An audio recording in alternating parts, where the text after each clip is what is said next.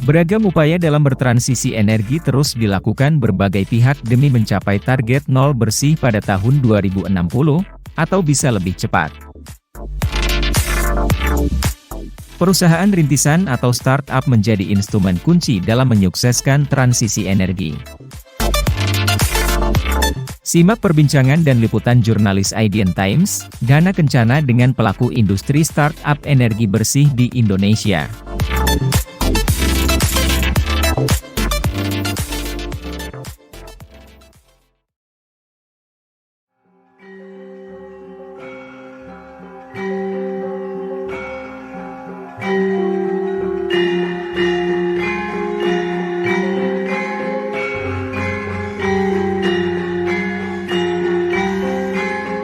Suasana khas gamelan dan bangunan bersejarah Pura Mangkunegaran masih terus lestari saat ini, di tengah kondisi krisis iklim yang makin memprihatinkan.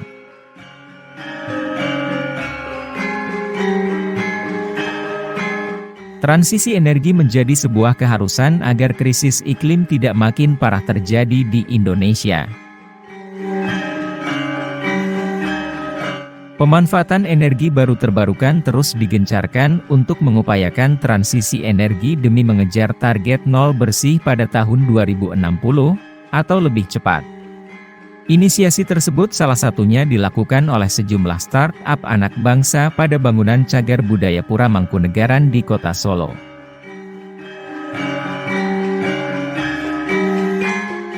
Pendiri startup energi efisiensi, Enertek, Mada Ayu Hapsari ikut menjadi salah satu inisiator proyek tersebut. Program Green Keraton sekarang memang kita masih proses, memang tidak mudah melakukannya di bangunan cagar budaya. Ya kan kita nggak bisa sembarangan lah, sekarang kita memasang solar rooftop, minta posisinya di tempat A, tapi ternyata nanti kita harus memikirkan nih kabel-kabel yang melewatinya tuh harus posisinya tersembunyi, dilewatin kemana. Jadi masih banyak unsur teknisnya yang lebih kuat lah kalau di bangunan cagar budaya.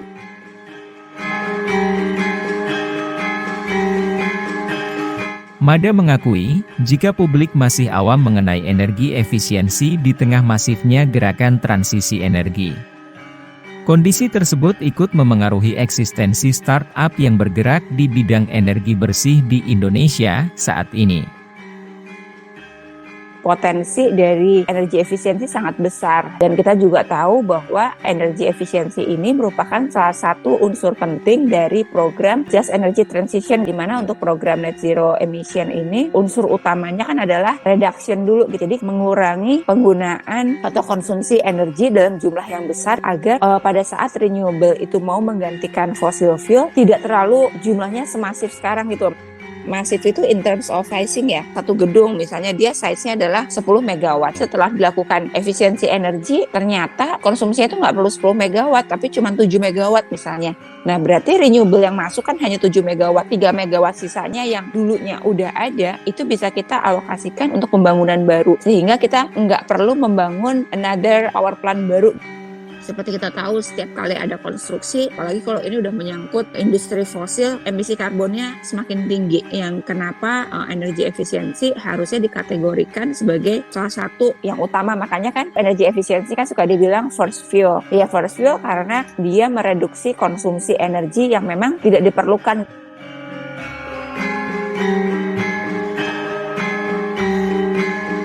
Di sini awareness-nya terutama bagi satu para penggunanya langsung, building owner gitulah ya, baik dari owner, building manajemen, sehingga kita harapkan mereka punya awareness yang baik. Pada saat awareness-nya sudah baik, mereka bisa spread ke lingkungannya dan bisa mengajak pihak-pihak lain untuk melakukan penghematan. Itu tidak melulu mengenai penggantian equipment, tapi juga dari habit. Ya contohnya aja misalnya keluar dari kamar, rajin nggak matiin lampu, atau rajin nggak matiin AC, atau misalnya AC-nya nyala, kacanya dibuka. Ini cuma habit sebenarnya.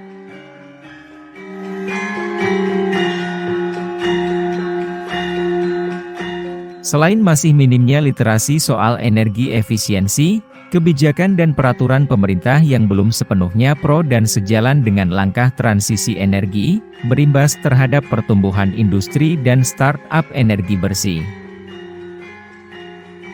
Kalau di energi efisiensi itu sebenarnya unik. Artinya kalau mau kita ngomong terdampak langsung, kita bisa bilang juga enggak. Kalau terdampak langsung kan sebenarnya energi efisiensi ini B2B. Tapi terdampak tidak langsung iya. Karena apa? Yaitu terdampak tidak langsungnya adalah kepada kepercayaannya si lembaga keuangan terhadap proyek energi efisiensi. Kalau tidak salah udah dikeluarkan PP ya untuk merevisi PP nomor 70 menjadi PP nomor 33 tahun 2023 mengenai kegiatan konservasi energi. Ini udah merupakan angin segar lah ya. Artinya government memang betul-betul serius untuk melakukan atau mengakselerasi kegiatan energi efisiensi di Indonesia.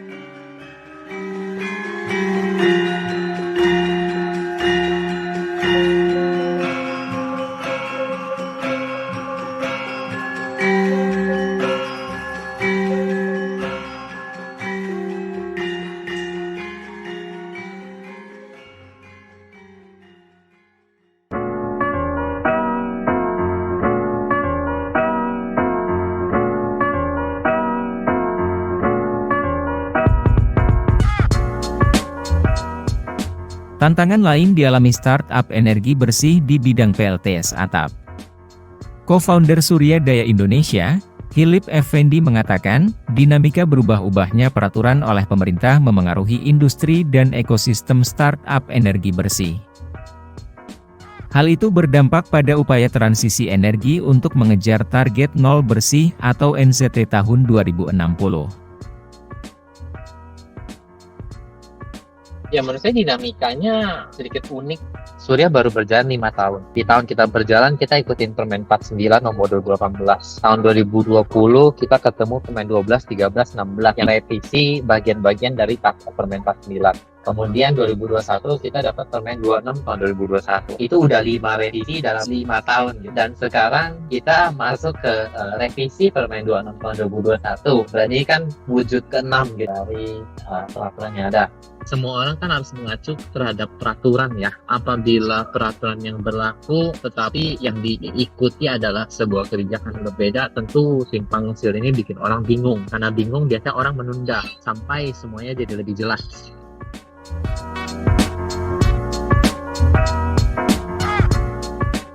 Saya pikir kalau pelaku bisnis yang harus investasi begitu besar menghadapi peraturan yang berubah-ubah tentu ada rasa cemasnya. Tapi kalau kita lihat apakah dinamika ini purely karena halangan doang? Saya rasa bukan. Saya rasa kita coba menyeimbangi antara kebutuhan negara dan permintaan di market di swasta.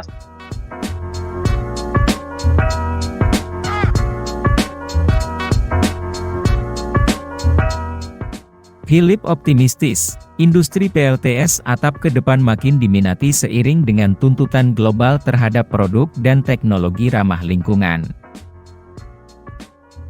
Kenapa bisa berkembang? Karena satu tentu ada track record, jadi orang makin percaya. Kedua, customer kita tuh masuk dua jenis. Satu jenis adalah customer yang memang harus go green no matter what. Dari segi energi, kenapa mereka sangat tertarik? Karena mandat dari global adalah kalau mereka nggak go green, mereka bisa kehilangan potensi omset di tahun selanjutnya. Kalau mereka nggak bisa nunjukin bahwa mereka sustainable, orderannya mungkin berkurang tahun depan. Sesimpel itu. Kita juga ada customer bukan hanya karena mandat global, tetapi mereka memang sudah mengintegrasikan itu dalam komponen bisnisnya. Jadi tipe customer ini bukan karena paksaan, tapi karena emang udah sadar ini jadi value proposition yang bisa mereka komunikasikan ke pembelinya lagi atau berhubungan dengan bisnisnya. Ketika mereka mau ambil pinjaman dari bank sekarang juga ternyata menawar bunga yang lebih kompetitif untuk para pelaku bisnis yang sustainable.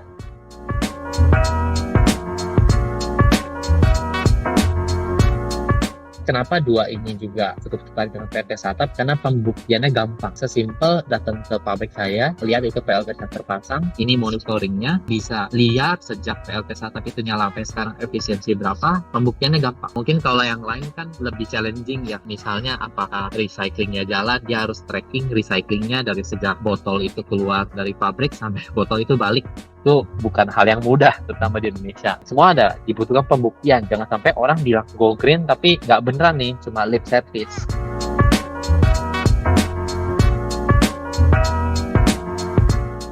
Ketua Komunitas Startup Teknologi Energi Bersih, Triharsa Adicahya menjelaskan, Saat ini terdapat 60 startup aktif yang bergerak di sektor energi bersih di Indonesia.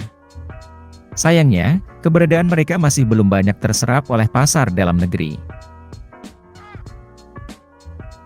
Peran serta kami ini startup teknologi energi bersih saat ini masih terbatas cakupannya atau reach-nya itu, bahkan impact-nya itu memang masih terbatas. Jadi startupnya banyak tapi kepakainya belum sampai sebanyak yang kita harapkan.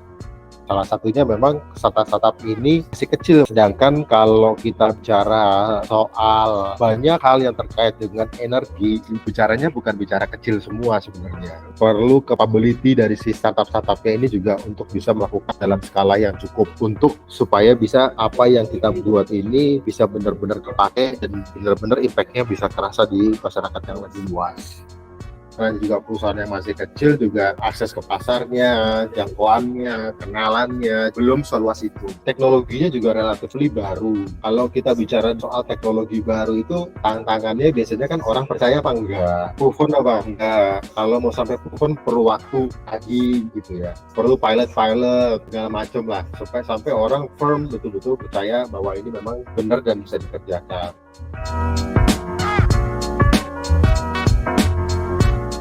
Adi Cahya berharap, pemerintah dapat mengeluarkan kebijakan kolaboratif secara menyeluruh dan mendetail sehingga dapat mendorong industri untuk bertransisi energi, termasuk di dalamnya menghidupkan startup energi bersih. Kalau kita ngomong polisinya ada, roadmap buat negeri ini jelas. Kita kan mau ngejar zero carbon di 2040 paling cepat, tapi ngejar ke 2040 terus turunannya gimana? Turunannya banyak ya, pembangkit energi, dari segi karbon di transportasi, dari segi insentif beli sepeda motor gitu. Apakah juga ada insentif misalnya buat perusahaan-perusahaan yang melakukan inisiatif menurunkan karbonnya? Kayak gitu-gitunya tuh nggak lengkap, masih bolong-bolong semuanya. Yang kemudian juga menantang kan pemerintah kan perlu waktu ya untuk melakukan atau membuat aturan-aturan ini. Terus yang kedua, waktu membuat aturan-aturan ini pemerintah ditemenin nggak sama pihak-pihak yang tepat. Untuk membuat aturan itu memang perlu ditemenin nih, mesti ada yang nemenin supaya aturannya itu bisa pas. Bikinnya sampai ke bawah itu PR banget. Upaya mempercepat transisi energi salah satunya dengan mendorong pertumbuhan startup di sektor energi bersih. Startup energi bersih dapat menjadi pelopor bagi generasi muda karena membuka akses teknologi yang terjangkau untuk berkontribusi nyata dalam transisi energi. Hal tersebut sejalan dengan konsep Green Growth sebagai jalur pembangunan ekonomi yang lebih berkelanjutan dan ramah lingkungan.